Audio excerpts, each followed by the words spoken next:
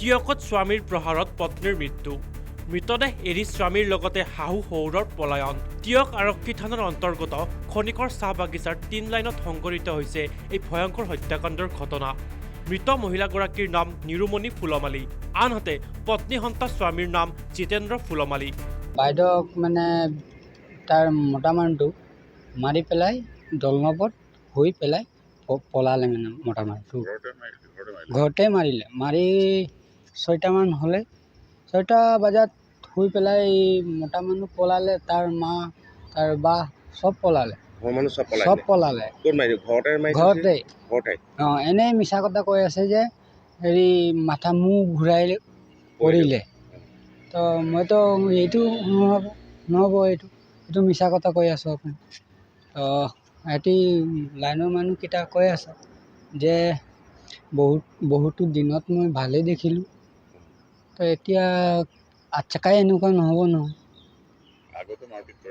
আগতে মাৰপিট কৰি থাকে মোক জনাই থাকে মোৰ বাইদেউ যে এনেকুৱা কৰি আছে মদ খাই পিনি দাও কাটাৰী লৈ থাকে এনেকুৱা কৈ থাকে মই ক'লোঁ মই যাম তাৰপিছত মিটিং এটা কৰোঁ তাৰপিছত কি তোক তালাক দিবলৈ আছে নে কি দিবলৈ আছে মই সেইটো মদটো খাই পেলাই উৎপাত কৰি থাকে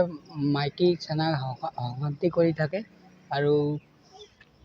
ঢেৰ মোক ক'লে মোক দি দিয়ে মই নাথাকোঁ ইয়াত মই ঘৰলৈ যাম ইমান মদ খাই পেলাই ৰাতিপুৱা খালে কাজিয়া এইটো চাউল বিক্ৰী কৰি দিয়ে বাগানত যে মদ য'তে ত'তে পায় এইবিলাক বন্ধ কৰিব লাগিব মদৰ কাৰণে এইটো হৈছে টিয়কৰ পৰা Dipak Hazarika news desk report